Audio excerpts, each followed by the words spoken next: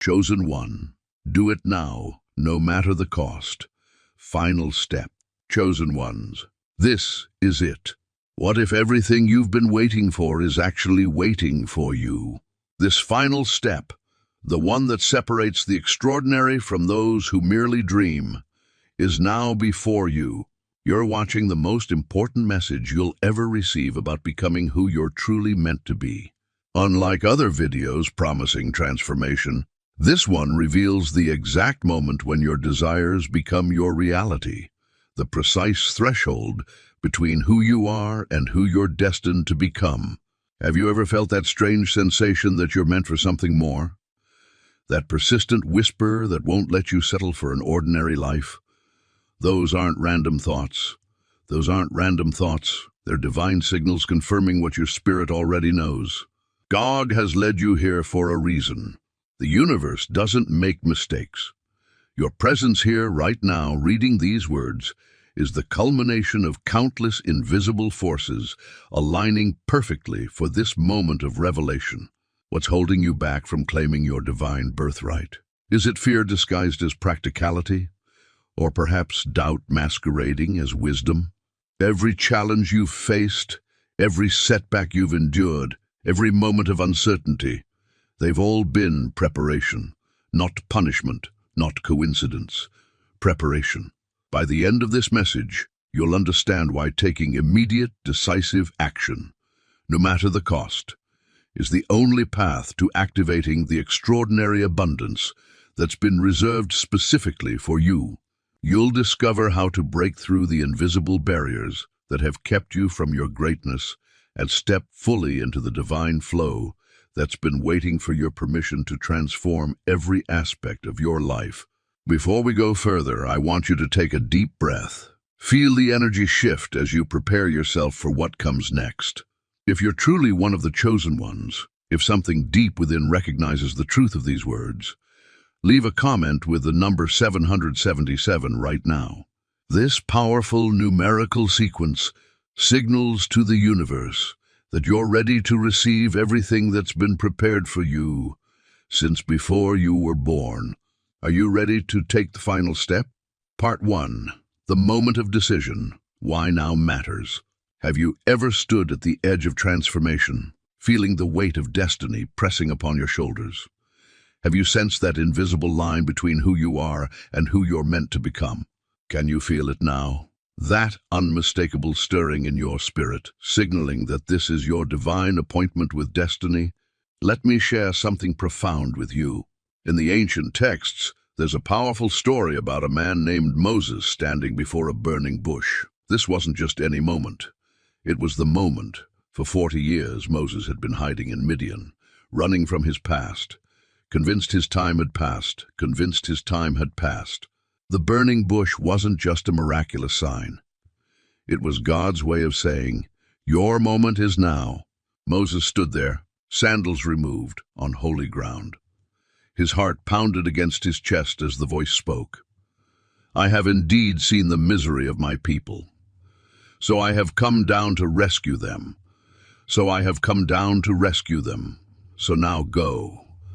I am sending you." Can you imagine that moment? The weight of it, the divine convergence of preparation meeting opportunity. Moses did what many of us do when facing our destiny. He hesitated. "Who am I that I should go?" he asked. He offered excuses. His inadequate speaking abilities, his troubled past, his lack of authority. But God wasn't interested in Moses' excuses. The moment had arrived. The alignment was perfect. The time was now. This is your burning bush moment.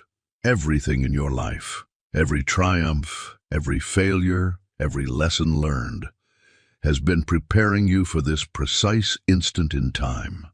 The universe doesn't make coincidences. It makes convergences. And right now, multiple streams of divine purpose are converging upon your life. Think about Esther in the royal palace when Mordecai sent her these immortal words. Who knows if perhaps you were made queen for just such a time as this? She faced a choice. Step into her destiny or shrink back in fear. The lives of her people hung in the balance. Her moment wasn't coming. It had arrived. When Esther heard those words, her stomach tightened with fear. She paced her chambers, touching the fine fabrics that adorned the walls. Outside her window, the vast Persian Empire continued its daily rhythms, unaware that its future hinged on one woman's decision. Esther had 3 days to fast before approaching the king, 3 days of wrestling with destiny. The golden scepter of the king could either extend her life, or her death sentence could be sealed with its absence.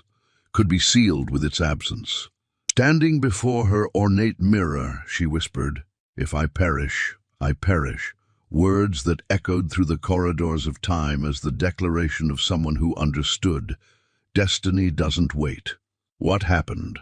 When Esther finally approached the throne room, her heart pounding beneath her royal robes, she found favor. The king extended his golden scepter. Her moment of decision changed the course of history. Your moment is no different. The universe has been orchestrating circumstances, aligning people and opportunities, creating this perfect convergence where your decision matters more than ever before. This isn't random timing.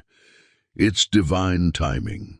Consider David standing before Goliath. For years he'd been in the fields, practicing with his sling, developing strength no one could see. When others saw a shepherd boy, God saw a giant, slayer whose moment had arrived. As David walked toward the Philistine champion, the valley fell silent. Soldiers who had cowered for 40 days watched with a mixture of pity and amazement. The morning sun glinted off Goliath's armor as he laughed at the boy approaching him with a staff and sling. David felt the smooth stones in his pouch, 5 perfect ones chosen from the stream bed. His hands, calloused from years tending sheep, didn't tremble. Every lion and bear he'd fought had prepared him for this moment. Every lonely night under the stars had been training for this convergence of purpose and opportunity. When David declared, "This day the Lord will deliver you into my hands," he wasn't being arrogant. He was acknowledging the divine appointment. His moment wasn't tomorrow or next year. It was now. The perfect, precise, ordained now. Your Goliath stands before you today. Why does now matter so profoundly? Because timing in the spiritual realm isn't arbitrary. It's orchestrated. In Ecclesiastes, Solomon wrote, "There is a time for everything, and a season for every activity under the heavens." The Hebrew word for time. Here is kairos, not chronological time, but appointed time, divine time, moment of destiny time. When you postpone your moment of decision, you're not just delaying success. You're resisting divine orchestration, the energy of the universe, the favor of God, the alignment of circumstances. They're all converging right now. Remember the Israelites at the edge of the promised land. After years of wandering, they finally reached Kadesh Barnea, the threshold of everything they'd been promised. 12 spies went in to survey the land. 10 returned focused on the giants. Only 2, Joshua and Caleb, understood the significance of that moment. "We should go up and take possession of the land, for we can certainly do it," they declared. But fear won the day. The people retreated, and that generation missed their moment entirely, forced to wander 40 more years for what could have been theirs immediately. Don't be the generation that wanders when you could be the one that enters. Your moment isn't coming. It's here. The convergence is complete. The alignment is perfect. The divine appointment that's been scheduled since before you were born has finally appeared on your calendar. What makes this moment so critical is that windows of opportunity aren't indefinite. Jesus wept over Jerusalem, saying, "If you, even you, had only recognized on this day the things that make for peace, but now they are hidden from your eyes." They missed their moment, their kairos, their divine appointment. I can feel it in my spirit. This is your kairos. This is your burning bush, your Esther moment, your David and Goliath convergence. The universe isn't just suggesting you take action. It's demanding it. Everything has been building to this precise instant. The cost of hesitation isn't just delay. It's potentially missing your ordained moment entirely. When Moses initially resisted at the burning bush, God's anger burned against him, not because Moses was afraid, but because he was resisting divine timing. As we move forward into the next portion of this message, understand that we're building upon this foundation. Your moment is now. The convergence is complete. The divine appointment has arrived. The question isn't whether you're ready. The question is whether you'll trust the divine orchestration that has brought you to this precise moment of decision. Part 2. The cost of inaction. What you risk losing. Have you ever felt the weight of a missed opportunity crushing your spirit years later? What if the greatest regret of your life hasn't happened yet, but is being formed right now in this moment of hesitation? Can you truly afford the price of waiting when your divine destiny hangs in the balance? I want to share something profound with you, something that changed everything for me, and I believe will transform your understanding of what's truly at stake. When I was ministering in Jerusalem some years ago, I visited the ancient ruins of Capernaum along the Sea of Galilee. Standing in that sacred place, I was overcome with a vision so vivid, it brought me to my knees. I saw the fishermen, Simon Peter and his brother Andrew, casting their nets into the shimmering waters at sunset. The day had been long, their backs ached, and their nets remained nearly empty. I watched as a figure approached along the shoreline. Even from a distance, there was something extraordinary about his presence. The air itself seemed to shimmer around him.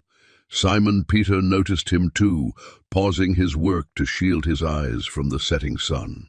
"Follow me," the figure called out, "and I will make you fishers of men." In that pivotal moment, Scripture tells us in Matthew 4:20, at once they left their nets and followed him.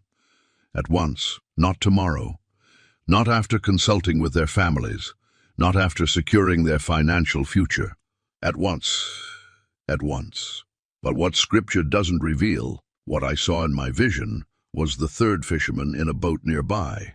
He too heard the call. He too heard the call. He too felt the divine pull. His heart raced as he recognized the promised Messiah standing before him. Yet he hesitated. "Let me finish this last cast," he thought. "Let me bring in this final catch. Let me secure what I already have before risking everything on this invitation." While Peter and Andrew immediately dropped their nets, this man calculated, reasoned, and ultimately decided to wait until morning. If he's truly the Messiah, he reasoned, he'll still be here tomorrow when I'm better prepared to follow. But when dawn broke, Jesus and his new disciples had moved on to the next village. The hesitant fisherman spent the remainder of his years casting empty nets into the same waters, haunted by the divine appointment he had missed. He lived comfortably enough, but died having never fulfilled his true purpose. The greatest adventure of his existence passed him by because of a single moment of hesitation. I stood there, tears streaming down my face, as I realized this vision wasn't just about some unnamed fisherman from 2,000 years ago. It was about me. It was about you. It was about every single soul who hears the divine call but calculates the cost instead of recognizing the infinitely greater cost of inaction.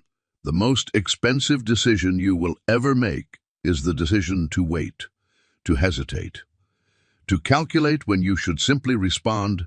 Consider Moses at the burning bush, making excuses about his speech impediment while God's impatience grew, or Jonah, running in the opposite direction from Nineveh, only to spend 3 days in the belly of great suffering before finally accepting his mission.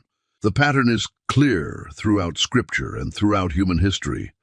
Those who hesitate in the face of divine calling pay a price far greater than any temporary discomfort of immediate action. Think about the dreams you've been carrying, the visions that visit you in quiet moments, the persistent knowing that you're meant for more than this. How long have you been saying tomorrow? How many divine appointments have already passed you by? I've worked with thousands of people across 20 years of ministry, and I can tell you with absolute certainty, the pain of action is temporary, but the agony of inaction is permanent. When Thomas Edison's laboratory burned to the ground, destroying years of research and irreplaceable prototypes, he didn't hesitate. That very night, while the embers still glowed, he gathered his team and said, "We'll rebuild tomorrow." He understood that hesitation would only compound the loss. By morning, he had already sketched designs for a better laboratory. When Ruth stood at the crossroads after losing her husband, she could have returned to the safety of her father's house. Instead, she boldly declared to Naomi, "Where you go, I will go, I will go." That decisive moment led her directly into her divine destiny, becoming the great-grandmother of King David and placing her in the lineage of Christ himself. The universe responds to decisive action with decisive blessing. I once counseled a woman named Sarah who had dreamed of opening a center for at-risk youth since she was a teenager. For 20 years, she gathered information, made plans, saved money, and waited for the right time. When she finally came to see me, she was 52 years old, and the fire in her eyes had dimmed to barely an ember. "What's holding you back?" I asked her. "I'm waiting until I have enough," she replied. "Enough money, enough experience, enough security." I looked her directly in the eyes and said something that changed her life. "While you've been waiting to have enough, thousands of children who needed exactly what you had to offer have grown up without it." The color drained from her face as the true cost of her decades of hesitation became clear. 3 months later, she sold her comfortable suburban home, moved into a small apartment, and opened her youth center in the heart of the city's most troubled neighborhood. Within a year, it was serving over 200 children daily. "My only regret," she told me later, tears streaming down her face, "is all the children I could have helped if I hadn't waited so long." Ask yourself honestly, what divine appointment are you missing right now? What soul-level transformation are you postponing? What God-ordained purpose remains unfulfilled because you're waiting for the perfect conditions? Perfect conditions don't exist in an imperfect world. They never have, and they never will. Moses faced Pharaoh with nothing but a staff and a stuttering tongue. David confronted Goliath with 5 smooth stones and 0 battle experience. Mary said yes to bearing the Messiah before she had a husband, a home, or any idea how she would explain her pregnancy. What they understood, what the hesitant fisherman failed to grasp, is that when God calls, the only appropriate response is immediate action. The resources, the confidence, the clarity. These don't precede obedience. They follow it. Every moment you delay is a moment someone else suffers without the unique gift only you can bring to the world. Every day you postpone your divine purpose is a day the enemy celebrates your ineffectiveness. Every year you spend getting ready is a year of divine appointments that pass you by, never to return. The Hebrew word used in Exodus when God called Moses, Hineni, doesn't just mean "here I am." It means I am fully present and completely ready for whatever you command. Not "I'll be ready tomorrow" or "let me first put my affairs in order." Hineni, complete surrender, immediate availability. As we prepare to move into the next section, I want you to feel the weight of what's truly at stake here. The cost of inaction isn't merely a delayed blessing. It's missed divine connections, unrealized potential, and souls that will never be touched by the unique ministry only you can provide. The universe is holding its breath, waiting for your response. Heaven's resources are poised to flood into your life the moment you step forward. Angels stand ready to clear the path before you once you begin moving in faith. Will you be like Peter and Andrew, who dropped their nets immediately? Or will you be like the unnamed fisherman, who reasoned himself out of his destiny and spent a lifetime wondering what might have been? The choice before you isn't really about what you might lose if you act.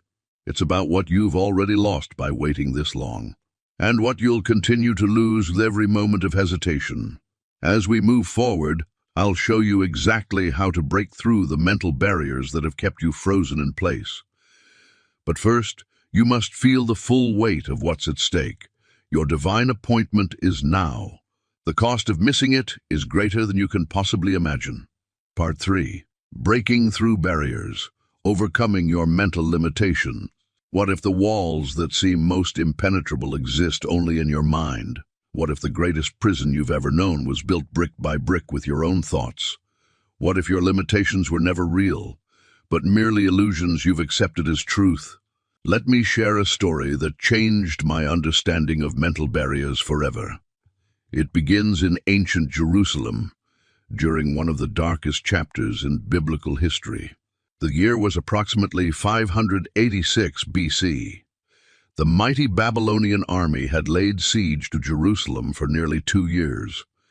Inside the city walls, a prophet named Jeremiah received a divine message that seemed to defy all logic. While imprisoned in the court of the guard, with enemy forces surrounding the city and defeat seemingly inevitable, God instructed Jeremiah to purchase a field in Anathoth. Imagine the mental barriers Jeremiah faced in that moment. The future looked bleak. The Babylonians were at the gates. The economy had collapsed. His own countrymen had thrown him in prison for prophesying surrender. Every rational thought, every observable fact, every whisper of conventional wisdom screamed that this was the worst possible time to invest in real estate. Yet in Jeremiah 32, we witness something remarkable. Despite the overwhelming evidence that purchasing land was foolish, despite the crushing weight of circumstances, despite the fear that must have gripped his heart, Jeremiah broke through his mental limitations. He summoned his cousin Hanamel, weighed out 17 shekels of silver, signed the deed, sealed it before witnesses, and purchased the field. Transaction itself was ordinary, but the mental breakthrough required was extraordinary. What barriers told Jeremiah this was impossible? First, there was the barrier of observable reality. Enemy soldiers camped outside the city walls. Then came the barrier of public opinion. Everyone would think he had lost his mind. Next was the barrier of past experience. Nothing in history suggested this siege would end well. Finally, there was the barrier of emotional resistance. Fear, uncertainty, and doubt clouded his thoughts. Yet Jeremiah did something that all chosen ones must learn to do. He trusted divine guidance over human reasoning. The story reaches its climax when Jeremiah, after completing this seemingly irrational transaction, prays to God in confusion. The siege ramps are already up against the city to take it, he says. Yet you, sovereign Lord, say to me, buy the field with silver and have the transaction witnessed. God's response shatters all mental limitations with 5 words that still echo through eternity. Is anything too hard for me? In that moment, Jeremiah realized that his mental barriers, his assessments of what was possible or impossible, wise or foolish, safe or dangerous, were meaningless in the face of divine purpose. The limitations existed only in his mind, not in reality. What mental barriers are holding you back today? Perhaps it's the voice of doubt that whispers, "You're not qualified." Maybe it's the barrier of past failure telling you you've tried before and it didn't work. Or possibly it's the limitation of practical thinking insisting, this isn't the right time. These barriers seem solid. They feel real. Their logic appears irrefutable. But like the walls of Jerusalem that eventually fell, these mental constructs cannot withstand the power of divine purpose. Consider Moses at the burning bush, paralyzed by the mental barrier of inadequacy. Who am I that I should go to Pharaoh? The barrier of speech impediment. I am slow of speech and tonguement. I am slow of speech and tongue. The barrier of credibility. What if they do not believe me? Each limitation existed vividly in his mind, until God's purpose rendered them irrelevant. Or contemplate David facing Goliath. The mental barriers were overwhelming. The barrier of physical size. Goliath stood over 9 feet tall. The barrier of experience. David had never fought in battle. The barrier of proper equipment. He couldn't even wear Saul's armor. Yet David broke through these mental limitations with the declaration, "The battle is the Lord's." The pattern is clear across scripture and history. Mental barriers dissolve when confronted with divine purpose and decisive action. Your mind has created elaborate justifications for staying where you are. It has constructed convincing arguments for why you can't move forward, why you shouldn't take risks, why now isn't the time. These thoughts feel protective, but they're actually prison walls. Remember what happened to Jeremiah's seemingly foolish investment after Jerusalem fell and the people were carried into exile. That deed remained as evidence of God's promise to restore the nation. What looked like the worst decision imaginable became the foundation of hope for generations to come. The field Jeremiah purchased, against all logical reasoning and in defiance of overwhelming mental barriers, became a powerful symbol of future restoration. What seemed impossible in the natural realm became not only possible, but inevitable in the divine plan. This is the revelation you must embrace. Your mental limitations are not the end of your story. They're merely the setting for your breakthrough. When you recognize that your barriers exist primarily in your thoughts, you gain the power to dismantle them.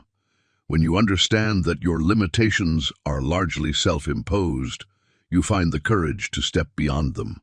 When you accept that your mental boundaries were never divine boundaries, you discover the freedom to pursue your true purpose. The process of breaking through isn't always comfortable. Jeremiah didn't feel confident making that purchase. Moses didn't feel eloquent approaching Pharaoh.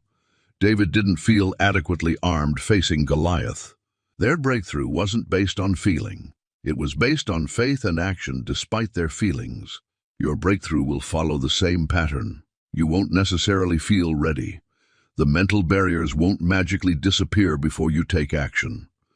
The doubts may still whisper their discouraging messages. But like those who came before you, you'll discover that taking action in the face of mental resistance is precisely what destroys those limitations forever. As we transition to understanding the divine abundance awaiting you, remember this truth. The same God who asked Jeremiah, "Is anything too hard for me?" is asking you the same question now. The barriers in your mind are not barriers to divine purpose. They're simply the background against which your faith will shine most brilliantly. Your mental limitations were never meant to be your final destination. They were always designed to be the starting point of your most significant breakthrough. Part 4. The divine abundance awaiting you. Have you ever wondered why some people seem to attract prosperity effortlessly, while others struggle their entire lives? What if the abundance you seek has been waiting for you all along, held in divine suspension until you were ready to receive it? What if the only thing standing between you and overwhelming prosperity is a single decision to step forward in faith? Let me share a story that forever changed my understanding of divine abundance. In the summer of 2008, I visited a small village outside Jerusalem, a place where ancient truths still echo through narrow stone streets. There I met an elderly rabbi named Elijah who had studied the deeper mysteries of abundance for over 7 decades. His modest home contained no luxuries, yet when I entered, I felt an unmistakable sense of richness, not of possessions, but of presence. Most people misunderstand abundance completely, he told me, his weathered hands cradling a cup of tea as evening shadows lengthened across his study. They believe it is something to be chased, something to be earned through endless striving. But this is not what our ancestors understood. Elijah directed me to the ancient story of Joseph in Egypt, a story more profound than most realize. Joseph, sold into slavery by his own brothers, imprisoned unjustly, forgotten in a foreign land. Yet, through his darkest moments, Joseph remained steadfast. And when the moment of decision came, when Pharaoh needed someone to interpret his dreams, Joseph stepped forward without hesitation. "Notice what happened," Elijah said, his eyes brightening. Joseph didn't chase abundance. He aligned himself with divine purpose. He took action when the moment demanded it, and what followed? He became second only to Pharaoh himself, controlling the wealth of the most powerful nation on earth. The rabbi leaned forward, his voice dropping to almost a whisper. The abundance was always there, waiting. The universe had already prepared it. Joseph simply had to step into position to receive it. As night fell completely, Elijah revealed something I'll never forget. He showed me an ancient Hebrew text, its parchment delicate with age. This teaches that abundance flows not to those who desire it most desperately, but to those who align themselves with its natural movement, like stepping into a river. You don't create the current, you simply position yourself within it. That night I couldn't sleep. I kept thinking about how many of us spend our lives pushing against the very current designed to carry us to prosperity. We exhaust ourselves swimming upstream. Wondering why abundance remains elusive. The next morning, Elijah took me to a nearby spring, a place where water bubbled up from deep within the earth. We sat in silence, watching. The abundance you seek is like this spring, he finally said. It doesn't require your effort to exist. It flows naturally, constantly, by divine design. Your only task is to remove the barriers that prevent you from receiving it. This revelation struck me profoundly. What if abundance isn't something we achieve, but something we allow? What if prosperity isn't earned through struggle, but received through alignment? When I returned home, I began seeing evidence of this principle everywhere, especially in the lives of truly successful people. They weren't necessarily working harder than everyone else.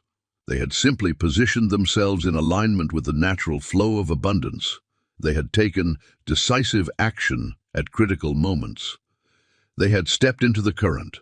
Think about Solomon, whose wisdom attracted the wealth of nations. The Bible tells us that God appeared to Solomon in a dream and said, "Ask for whatever you want me to give you." Solomon asked not for riches but for wisdom. And yet, because of this alignment with divine purpose, untold wealth flowed to him effortlessly. "Because you have asked for this," God called him, "and not for long life or wealth for yourself, nor have asked for the death of your enemies, but for discernment in administering justice. I will do what you have asked. I will give you both riches and honor, such as no king who was before you ever had, and no king after you will have, and no king after you will have." The universe operates according to this same principle today. The abundance you seek is not hiding from you. It's not being withheld as punishment or test. It exists in overwhelming measure, waiting only for you to step into position to receive it. But, and this is crucial, receiving this abundance requires action. It requires movement. The universe responds to decisive steps taken in faith. When Moses stood before the Red Sea, the waters didn't part until he raised his staff and stepped forward. When David faced Goliath, the giant didn't fall until David ran toward him. When the disciples caught nothing after fishing all night, their nets didn't overflow until they cast them on the other side in obedience. The pattern is clear throughout history. Divine abundance flows in response to bold action. I once spoke with a woman named Sarah who had spent 20 years in a career that drained her spirit. Though successful by conventional standards, she felt empty, knowing she was meant for something else. For years, she had dreamed of starting her own business helping others heal through art therapy, a vision she believed God had planted in her heart. "I keep waiting for the right time," she told me, "for enough money in savings for my kids to be older, for a clear sign that it's the right moment." I shared with her what I learned from Rabbi Elijah, and something shifted in her expression. 2 weeks later, she called me, her voice trembling with excitement. "I did it," she said. "I gave notice at my job. I took the leap." Within 6 months, her new venture was thriving beyond anything she had imagined. Opportunities appeared from unexpected places. People she had never met were referring clients. A foundation offered grant money. Her income doubled, then tripled. "The abundance was always there," she told later. "It was waiting for me to step into it." This is the truth I want you to understand today. Your abundance is not some distant possibility. It's not a future reward for endless struggle. It exists right now, fully formed, completely prepared, waiting only for you to step into position to receive it. The universe has already set the stage for your success. Every opportunity, every blessing, every open door has been arranged. The abundance you seek is hovering just beyond the threshold of your decision to act. Are you ready to receive what is rightfully yours? Are you prepared to step into the flow that has been waiting for you? The key to receiving this abundance is twofold: believing you deserve it and taking bold action to claim it. Many of us have been conditioned to believe that abundance must be earned through suffering, that prosperity comes only after years of struggle. But this contradicts the natural order of the universe. Look at nature. Does a flower struggle to bloom? Does a river fight to flow downhill? Does the sun strain to shine? True abundance comes not from forcing, but from flowing, from aligning yourself with divine purpose and moving in harmony with it. Think of the woman with the issue of blood who touched Jesus' garment. For 12 years she had suffered, spent all she had on physicians who couldn't help her.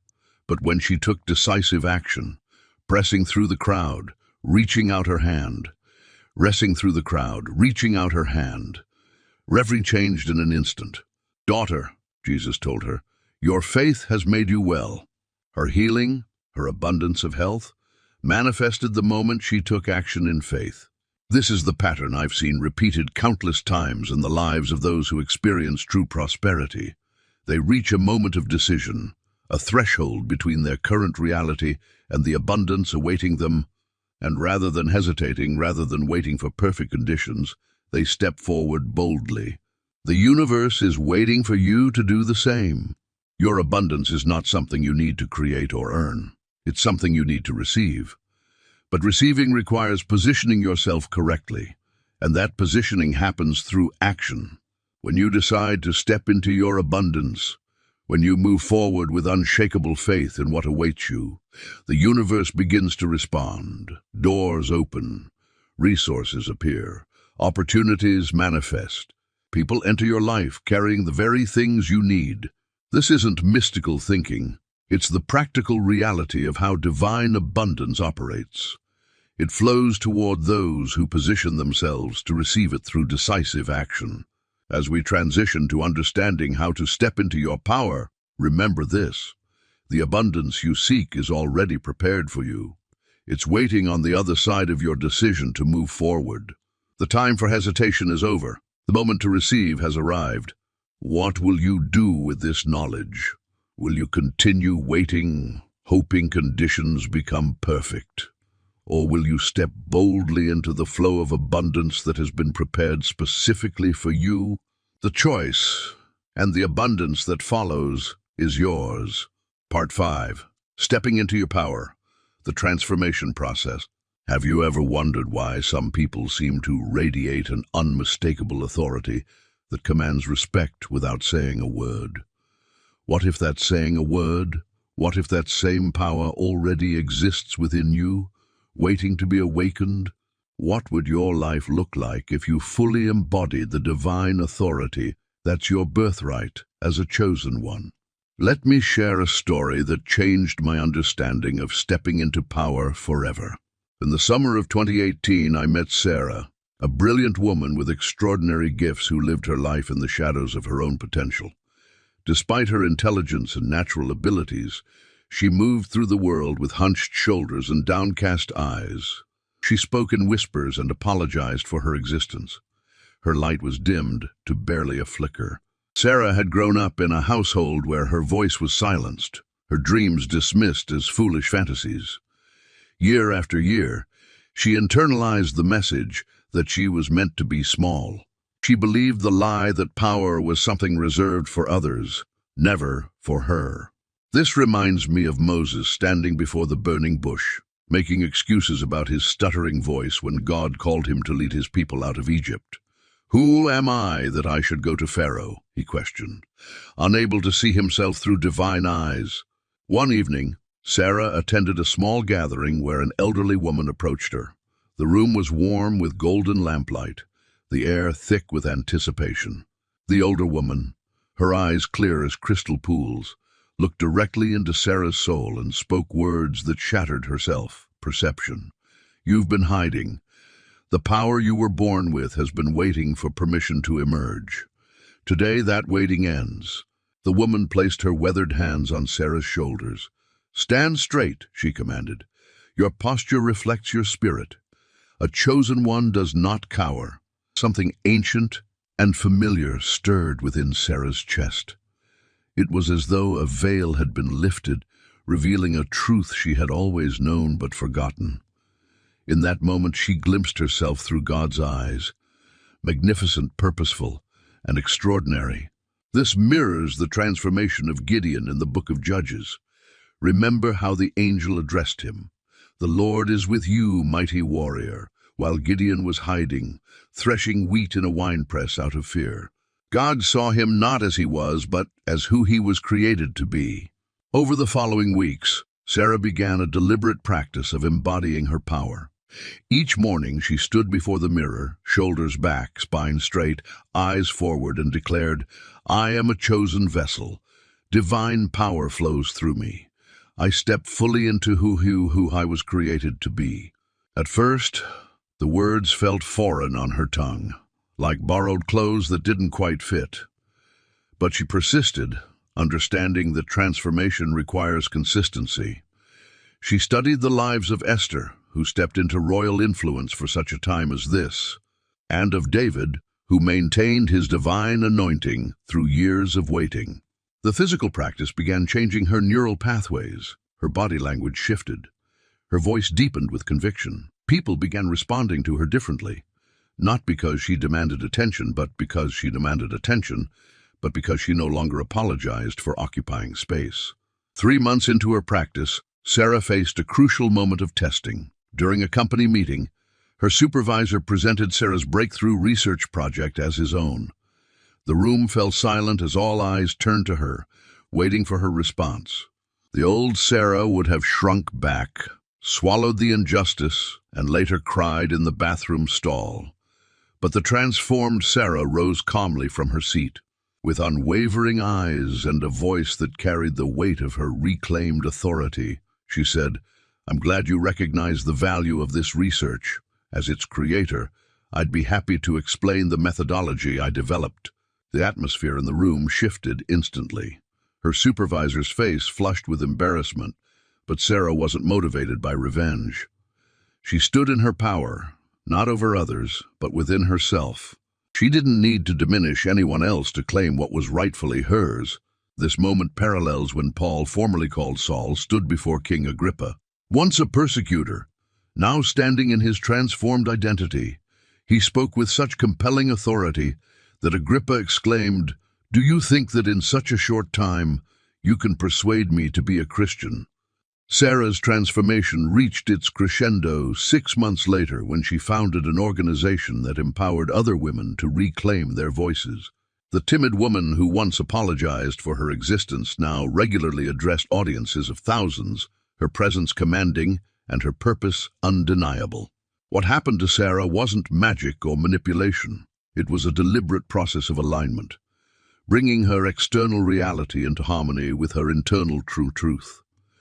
She removed the masks and personas she had adopted for survival and stepped fully into her authentic God-ordained identity. You see, stepping into your power isn't about becoming someone new.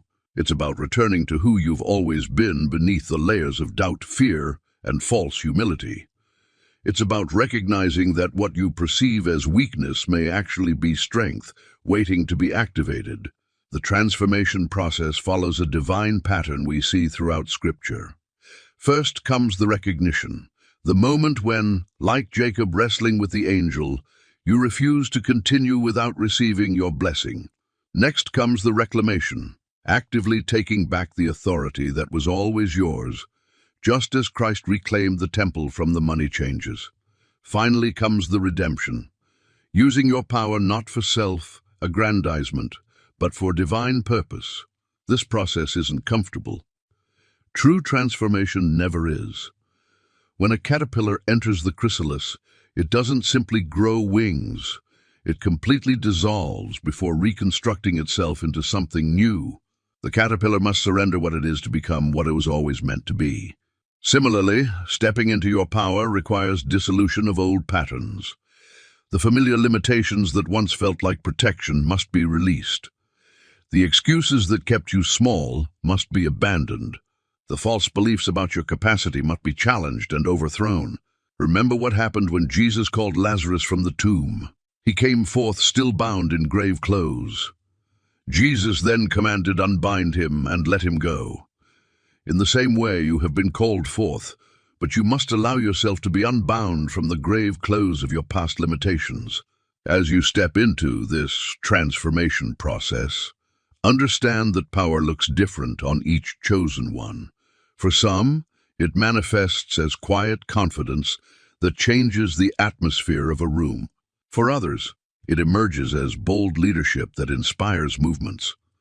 For still others, it appears as unwavering faithfulness in seemingly small matters. The question isn't whether you have power, it's whether you'll give yourself permission to embody it fully. As we transition to understanding the divine timing of your journey, recognize that this moment, right now, is no accident. Every delay, every detour, every disappointment has been positioning you for this precise season of awakening. The universe has been orchestrating circumstances, preparing the way for your emergence. The transformation process I've described isn't about becoming someone you're not. It's about becoming fully who you are. And that journey continues with perfect timing, as we'll explore next. Part 6. Trust in divine timing. Everything is aligned. Have you ever wondered why certain doors remain closed despite your desperate attempts to open them? Why opportunities you chased relentlessly seem to slip through your fingers? What if those delays weren't obstacles but divine protection? Let me share with you the remarkable story of Joseph, a chosen one who understood divine timing better than perhaps anyone in history. As a young man of 17, Joseph received prophetic dreams showing his brothers and parents bowing before him. With youthful enthusiasm, he shared these visions, unaware of the journey that awaited him. His brothers, consumed by jealousy, threw him into a pit and sold him into slavery. Imagine the confusion Joseph felt as he was transported to Egypt in chains. The divine promise seemed impossibly distant as he served in Potiphar's house. Just when things improved, he was falsely accused and imprisoned. Year after year passed in that dark cell. 10 years, 11 years, 12 years. The silence must have been deafening. Was God still there? Had the promise been forgotten? What Joseph couldn't see was the intricate orchestration happening behind the scenes. Each painful delay, each setback, each moment of darkness was positioning him perfectly for a purpose far greater than he could imagine. When Pharaoh's dreams disturbed his sleep, only Joseph had the divine wisdom to interpret them. In a single day, after 13 years of waiting, Joseph went from prisoner to prime minister, second only to Pharaoh himself. The timing was perfect, not a day too soon or too late. Had Joseph been released from prison even 1 year earlier, he wouldn't have been in position to interpret Pharaoh's dreams. Had his brothers not sold him, Egypt would have perished in the famine, along with the ancestral line that would eventually produce the Messiah. What appeared to be cruel setbacks were actually divine setups. When his brothers finally stood before him, bowing just as his dreams had foretold, Joseph uttered these profound words: "You meant evil against me, but God meant it for good, to bring about that many people should be kept alive." The divine timing was flawless, not despite the delays, but because of them. Your life follows this same pattern. Those unanswered prayers, those closed doors, those painful waiting periods, they're not evidence of divine abandonment, but of divine alignment. Think about it. How many times have you looked back on something you desperately wanted that, had you received it when you wanted it, would have led you down a destructive path? That relationship you cried over, that job opportunity that went to someone else, that venture that failed. With hindsight, you can see the protection in the disappointment. The universe doesn't operate on your timetable. It operates on divine timing, perfect timing. Right now, forces beyond your comprehension are aligning circumstances, people, and opportunities in your favor. The job you're meant to have, the partner you're meant to meet, the breakthrough you're meant to experience. They're all being orchestrated with precision. They're all being orchestrated with precision. Your only responsibility is to remain ready, to continue preparing, to trust the process completely. Moses spent 40 years in the wilderness before he was ready to lead. David waited 15 years between his anointing and his coronation. Jesus himself spent 30 years in obscurity before beginning his public ministry. Divine timing is rarely convenient, but it is always perfect. Consider the metamorphosis of a butterfly. If you were to help the struggling butterfly by cutting open its cocoon, thinking you're being merciful, you would actually condemn it to death. The very struggle to emerge from the cocoon pushes vital fluids into its wings, allowing it to fly. Without the struggle, without the waiting, the butterfly would never soar. Your waiting period serves the same purpose. It's strengthening muscles you'll need for the journey ahead. It's developing character that will sustain you when you receive what you've been promised. The ancient Greeks had two words for time, chronos and kairos. Chronos refers to sequential time, minutes, hours, days. But kairos represents the perfect moment, the opportune time, the divine appointment. You've been living in chronos, but you're about to step into kairos. I received a letter last month from Sarah, a woman who had been seeking direction for nearly a decade. She had applied to medical school 7 times and been rejected each time.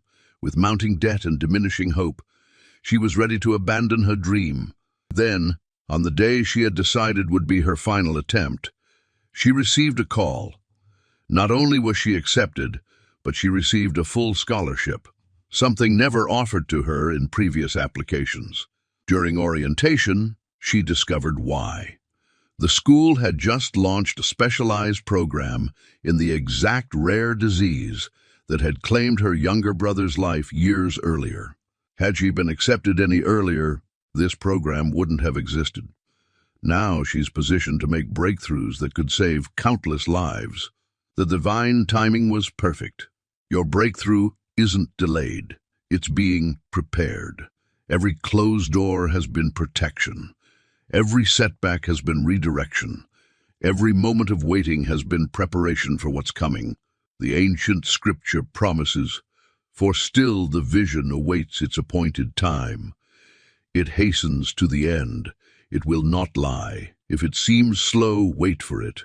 It will surely come. It will not delay." Notice the paradox. If it seems slow, it will not delay. What appears as delay to you is perfect timing in the divine economy. You're not behind schedule. You're not forgotten. You're being positioned for a purpose that requires precise timing. The universe has been weaving together countless threads, circumstances, people, lessons, growth, all to prepare you for this exact moment. Had you received your breakthrough any earlier, you wouldn't have been ready to steward it properly. Had it come any later, critical elements would not have been in place. This is the moment everything aligns. The stars are in position. The stage is set. The divine appointment, your Kairos moment, has arrived. As you prepare to take this final step, know that the timing is not accidental. It's not random. You're reading these words at this precise moment because the universe has determined that now, yesterday, not tomorrow, but now is the perfect time for your breakthrough. Trust the divine timing. Everything, absolutely everything, is aligned for your advancement. The waiting period hasn't been wasted time. It's been preparation time. And now the waiting is over. The moment you've been prepared for has arrived. The question is, will you recognize it and step into it with complete trust in the divine orchestration that brought you here? Your next chapter begins not when you think it should, but exactly when the divine has determined it must. And that moment is now. Part 7. The Magic of the Unknown. Embracing Uncertainty. What if the very thing you fear most is actually your greatest opportunity? What if the darkness that terrifies you is precisely where your brightest light will shine? Have you ever considered that your resistance to uncertainty might be the only thing standing between you and your destiny? Throughout human history, the most profound transformations have emerged from the deepest uncertainties. Consider the story of Abraham, a man comfortable in his homeland, surrounded by familiarity and security. Then came the divine instruction that would forever alter the course of history.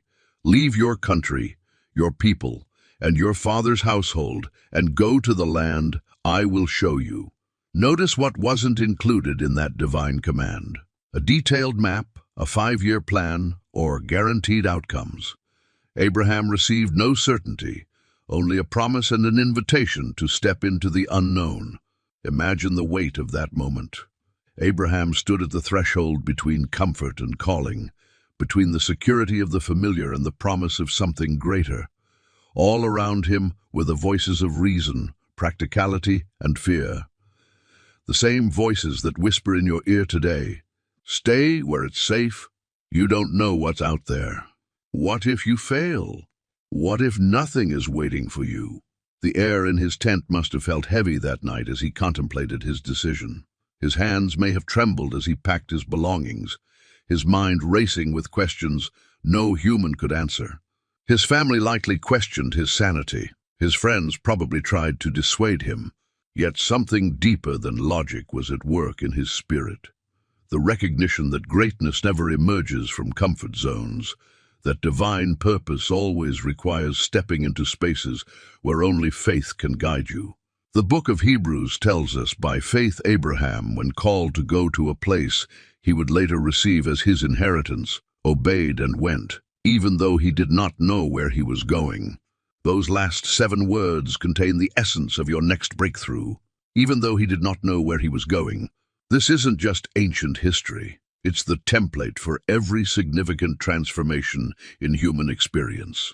Moses faced the Red Sea with Pharaoh's army closing in behind him. A moment of ultimate uncertainty with no logical escape. David stood before Goliath with nothing but 5 smooth stones and invisible faith.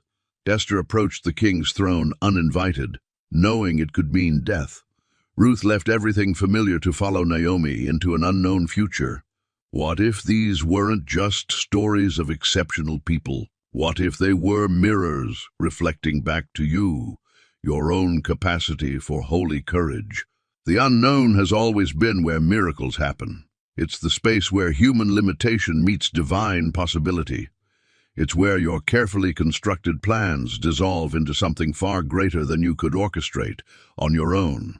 I remember meeting Michael, a successful executive who had built his entire identity around control and certainty.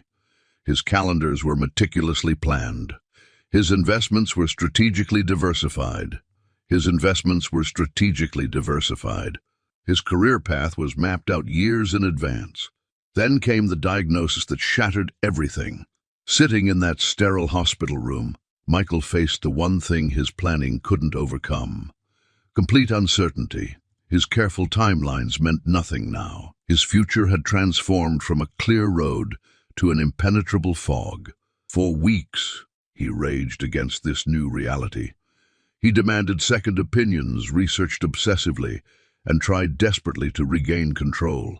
But the uncertainty remained, hovering over every moment, infiltrating every thought. Then, one sleepless night, exhausted from fighting, Michael surrendered. Not to death or despair, but to the unknown itself.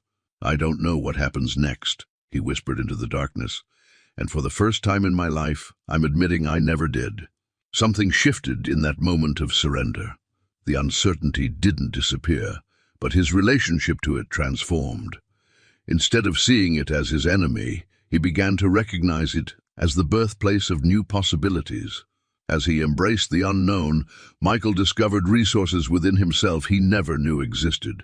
His relationships deepened beyond surface pleasantries. His priorities clarified with crystal clarity.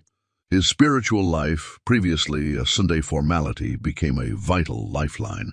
3 years later, not only had Michael recovered physically, but he described that period of profound uncertainty as the most alive I've ever been. The magic of the unknown isn't that it guarantees specific outcomes. It's that it strips away the illusion of control that keeps you living in the shallows. When you can no longer pretend to direct every aspect of your future, you open yourself to depths of experience that controlled living can never access. This is the paradox that awaits the chosen ones. The very uncertainty that terrifies you is the doorway to your greatest freedom. Think about the most significant breakthroughs in your own life. Didn't they emerge from periods of uncertainty? That relationship you cherish, that career opportunity that changed everything, that moment of clarity that altered your direction, each likely appeared not when everything was certain and comfortable, but when you were navigating the unknown. The Apostle Paul understood this when he wrote, "Now we see through a glass, darkly." This beautiful metaphor acknowledges our limited perspective. We strain to see clearly what lies ahead, but our vision is incomplete. The mystery remains. Yet Paul doesn't conclude that we should therefore retreat from the unknown. Instead, he embraces the tension of partial knowledge, recognizing that complete certainty is never the prerequisite for forward movement. What awaits you in the unknown territories of your life? What treasures lie just beyond the borders of your comfort? What version of yourself is waiting to emerge when you finally release your grip on false certainty? The greatest spiritual leaders throughout history share one common trait. They were willing to step into spaces where outcomes weren't guaranteed, where paths weren't clearly marked, where only faith could navigate the terrain. When Jesus called his disciples, he didn't provide them with detailed career trajectories or guaranteed success. He simply said, "Follow me," inviting them into a journey of profound uncertainty that would transform not only their lives, but the course of human history. The invitation before you now carries the same divine signature, not a call to blind recklessness, but an invitation to holy courage. It's the courage to acknowledge that control has always been an illusion, that certainty has never been the foundation of meaningful living. What if the very uncertainty you've been avoiding is actually the cocoon of your transformation? What if your breakthrough is waiting not in more information, more planning, or more preparation, but in your willingness to embrace the unknown with open arms? The unknown is not your enemy. It's the canvas upon which your greatest story will be written. It's the space where divine collaboration becomes possible. It's where you discover that you were never meant to walk by sight alone, but by a faith that transcends physical evidence. As you stand at this threshold between the familiar and the unknown, remember that you stand in the company of every great soul who has ever left an imprint on this world. None of them had guarantees. All of them faced uncertainty. Each of them discovered that magic happens not when the path is clear, but when the heart is ready. Your next step doesn't require complete clarity. It requires complete commitment. The unknown is waiting to reveal its magic to you. The only question that remains is, are you ready to embrace it? As we prepare to explore how this embrace of uncertainty unleashes your unstoppable power, take a moment to recognize how far you've already come. The very fact that you're still here, still listening, still engaging with this message, means that something within you recognizes the truth of what's being shared. The unknown isn't waiting to destroy you. It's waiting to deliver you into the fullness of who you were created to be. Part 8. Your unstoppable power, refusing to give up. Have you ever wondered why some people break through impossible barriers while others remain trapped? What separates those who collapse under pressure from those who transform it into power? What divine force awakens in those moments when surrender seems like the only option, yet something within refuses to bow? Let me share a story that reveals the unstoppable power that exists within you right now. In the spring of 1943, a young minister named William found himself trapped in the darkest season of his life. His congregation had dwindled to just 17 people. His wife, 8 months pregnant with their third child, had fallen seriously ill. Their savings had been depleted by medical bills, and the bank had sent their final notice of foreclosure on both their home and the small church building. That night, William knelt beside his wife's hospital bed, his hands trembling as he held his worn Bible. The weight of impending failure pressed down upon his shoulders like a physical force. The doctors had given his wife a 30 chance of survival.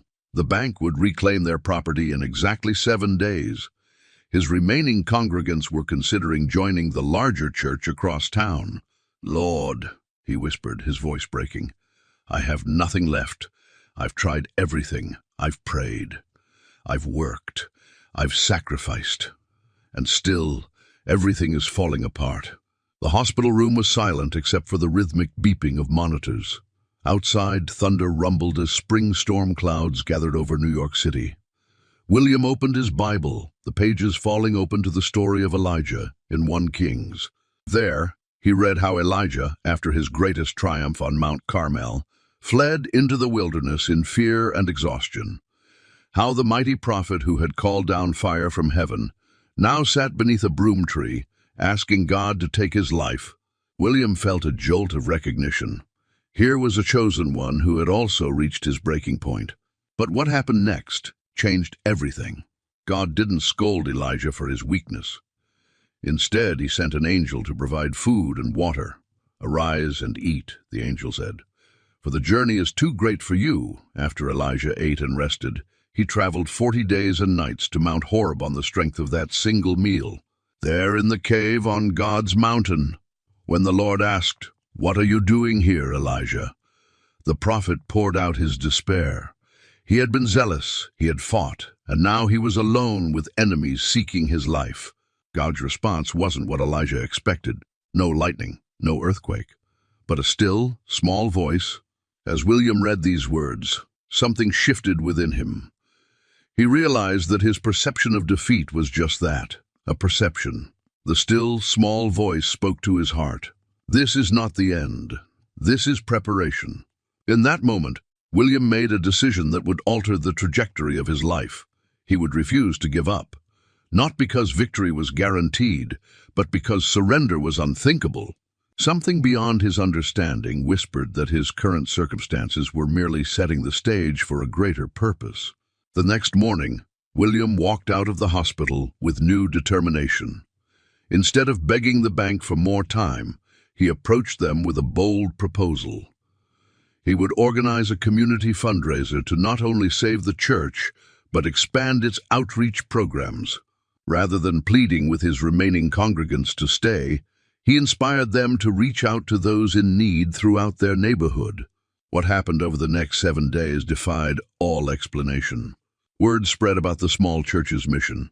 A local businessman whose mother had once been helped by a similar church during the Depression, donated enough to cover the immediate mortgage payments.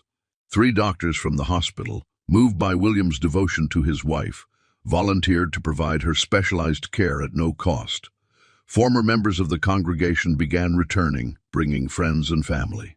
On the 7th day, the very day the bank was scheduled to foreclose, William's wife turned a corner in her recovery. That same evening, the fundraiser brought in enough to secure not just the church building, but to purchase the abandoned community center next door. 6 months later, William's congregation had grown to over 400 members. His wife had fully recovered and given birth to a healthy daughter. The church's outreach programs were serving thousands throughout New York City. When people asked William how he had accomplished such a remarkable turnaround, he would share the lesson he learned that night in the hospital. The moment when you have nothing left to give is precisely the moment when your unstoppable power awakens. You see, chosen one, what William discovered that night was not some magical formula for success. What he found was the truth that has been waiting for you to discover as well. Your unstoppable power isn't something external that you need to acquire. It's already within you, waiting to be activated in your darkest moment. Like Elijah in the wilderness, you may feel that you've reached your limit. You may believe you've tried everything, exhausted every resource, knocked on every door. But what appears to be the end is merely the threshold of transformation. The Apostle Paul understood this when he wrote to the Corinthians. "We are hard-pressed on every side, but not crushed, perplexed, but not in despair, persecuted, but not in despair, persecuted, but not abandoned, struck down, but not destroyed." This is the paradox of your unstoppable power. It reveals itself most clearly when all other powers have failed. What makes this power truly unstoppable is not that it prevents obstacles or guarantees immediate success. What makes it unstoppable is that it refuses to acknowledge final defeat. It persists beyond reason. It hopes beyond evidence. It continues beyond strength. Think about the moments in your own life when you thought you couldn't take another step, yet somehow you did. Remember the challenges you were certain would break you, yet here you are, reading these words, still breathing, still fighting, still moving forward. That wasn't coincidence. That wasn't luck. That was your unstoppable power at work. The world will tell you that there are limits to what you can endure, achieve, and overcome. The world is wrong. The world is wrong. The only true limits are the ones you accept in your mind and heart. When you combine your unstoppable power with divine purpose, you create a force that can literally reshape reality around you. Like Moses before the Red Sea, like David before Goliath, like Esther before the king, you stand at the intersection of human limitation and divine possibility. Your refusal to give up isn't stubbornness or denial. It's spiritual wisdom. It's recognizing that the voice saying it's impossible is always lying, always limited, always lacking the full perspective that only comes from aligning with your divine purpose. As we prepare to take this final step together, I want you to connect with that unstoppable power within you. Feel it stirring as you contemplate the challenges before you. Recognize that every obstacle in your path isn't a barrier. It's a building block for the monument to victory that your life is becoming. The journey ahead won't always be easy. There will be moments when giving up seems reasonable, even wise. But you are not called to be reasonable. You are called to be unstoppable. And now, as we move toward the ultimate decision that will transform everything, remember William's revelation. Your unstoppable power awakens precisely when you need it most. Not a moment sooner, not a second too late. Are you ready to refuse to give up, no matter what comes against you? Are you prepared to persist beyond all reasonable limits? Because that's exactly what separates the chosen ones from those who merely wish for a different life. Your destiny awaits, and nothing, absolutely nothing, can stop what's about to unfold in your life when you embrace the unstoppable power that's been inside you all along. Part 9. The final call to action. Your moment is now. What if today were the most important day of your life? What if everything, every triumph, every setback, every lesson, has been preparing you for this exact moment? What if your decision in the next few minutes determines your entire destiny? In the ancient scrolls of Esther, we find one of history's most powerful examples of divine timing and courageous action. The Jewish people faced complete annihilation under Persian rule. Queen Esther, uniquely positioned with access to the king, hesitated to intervene, knowing that approaching the king uninvited meant risking her own life. Her cousin Mordecai sent her these immortal words, "Who knows but that you have come to your royal position for such a time as this?" Picture Esther in that moment, the weight of an entire people's survival resting on her shoulders, the palace around her gleaming with opulence, gold-leafed columns stretching toward painted ceilings, silk tapestries adorning marble walls. Yet amid this splendor she trembled. Every servant passing by, every guard standing at attention, represented potential witnesses to her transgression should she approach the king's throne uninvited. For 3 days she fasted. The hunger pangs reminded her with each passing hour of the gravity of her choice. Sleep eluded her as she contemplated the impossible decision before her. The cool night air carried the distant sounds of the city, a city where her people lived in growing fear as rumors of their planned destruction spread. Then came the morning of decision. She adorned herself in royal garments, not with vanity, but as armor for the spiritual battle ahead. Her handmaidens, sensing something momentous, moved silently around her, arranging each fold of fabric, each piece of jewelry with reverent precision. As she approached the king's chamber, the ornate hallway seemed to stretch endlessly before her. Guards stiffened, their eyes widening at her unexpected approach. Her heart pounded against her chest, each beat a reminder of what was at stake. Would the king extend his golden scepter, granting her permission to speak? Or would this be her final act of courage? The massive doors swung open. Sunlight streamed through tall windows, illuminating the throne room in brilliant light. And there sat King Xerxes, his expression unreadable, the golden scepter at his side. Esther took that final step, the step that would either save her people or end her life. The king's face softened, the scepter rose. In that pivotal moment, Esther's courage changed the course of history. She didn't just save herself. She saved an entire people from annihilation. Her decision to act, despite the cost, despite the fear, despite the uncertainty, transformed what seemed like inevitable destruction into divine deliverance. This, chosen one, is your Esther moment. The universe has positioned you precisely where you need to be. Your past experiences, your current circumstances, your unique gifts. They aren't random. They're preparation for this exact moment of decision. Like Esther, you stand at the threshold of transformation. The golden scepter of opportunity is extended toward you. Will you step forward to receive it? Every great spiritual awakening throughout history has hinged on moments exactly like this one, when ordinary people recognized the extraordinary significance of their moment and chose action over hesitation. Moses at the burning bush, initially resistant, eventually surrendering to his calling. David facing Goliath when seasoned warriors cowered in fear.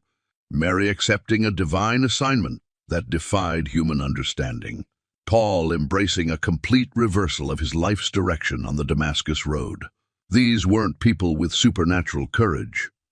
They were individuals who recognized their moment and understood that the cost of inaction far exceeded the cost of moving forward in faith.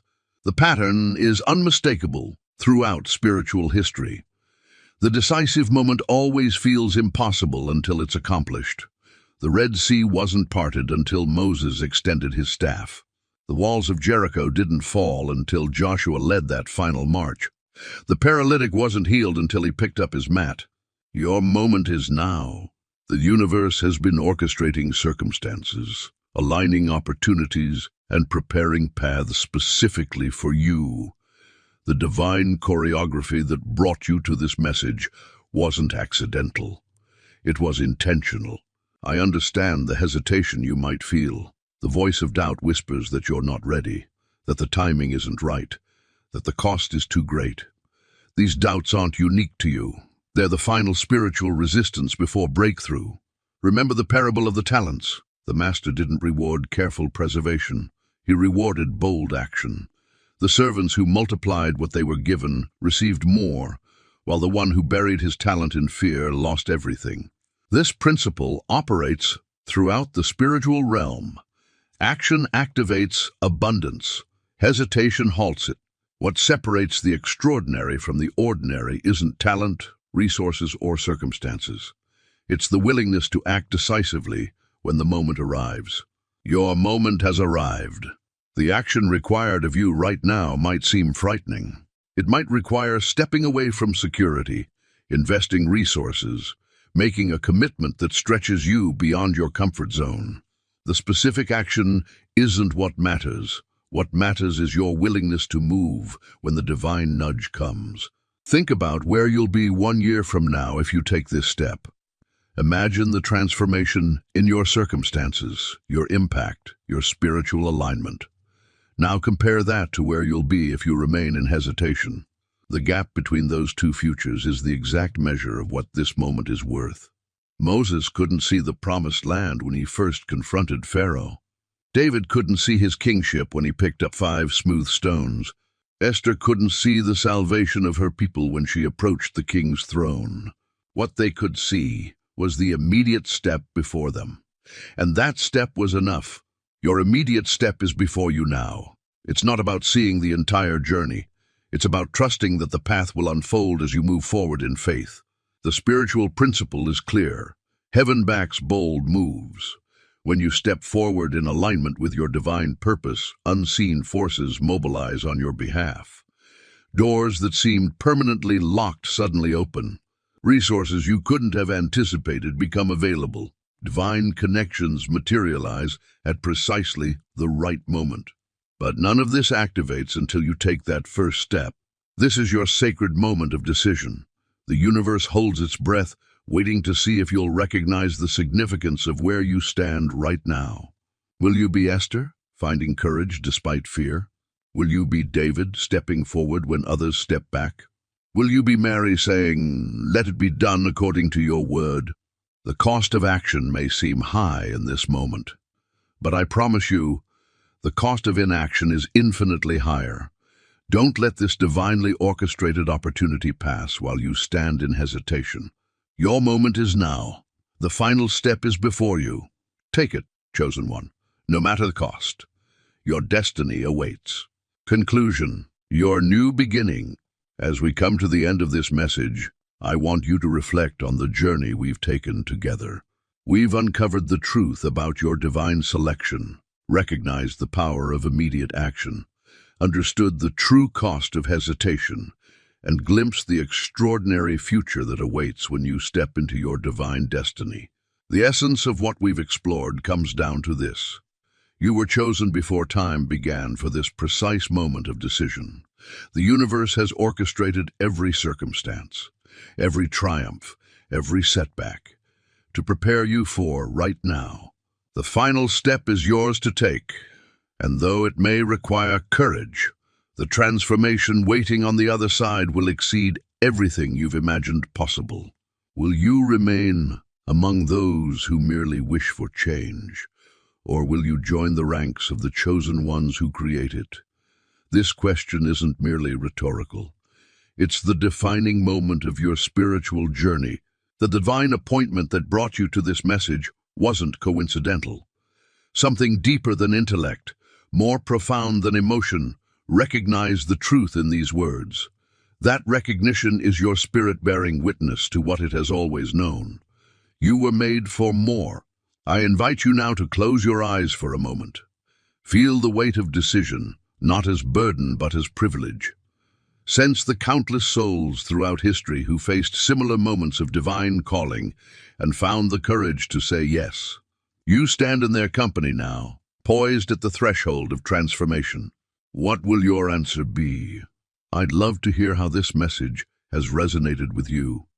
If something specific spoke to your heart, please share it in the comments below. What final step is the universe calling you to take? What fears are you confronting? What breakthrough are you anticipating? Your testimony might be exactly what someone else needs to find their courage. For those experiencing a profound shift right now, type "chosen" in the comments. This simple declaration will serve as your public commitment to stepping forward into your divine purpose. Watch how the universe responds to your willingness to act. Before we part ways, I want to express my deepest gratitude for allowing me to be part of your journey. Your presence here wasn't by chance. It was by divine design. By subscribing to this channel, you'll join a community of fellow chosen ones who are committed to living in alignment with their highest purpose. Remember, the journey of transformation doesn't end with this video. It begins. The path ahead may not always be easy, but you'll never walk it alone. Divine guidance will illuminate each step as you move forward in faith. The moment of decision is now before you. Trust the whisper in your spirit that confirms what you already know. You were born for this moment, and everything you need is already within you. Final step awaits. Take it boldly. Take it now, no matter the cost.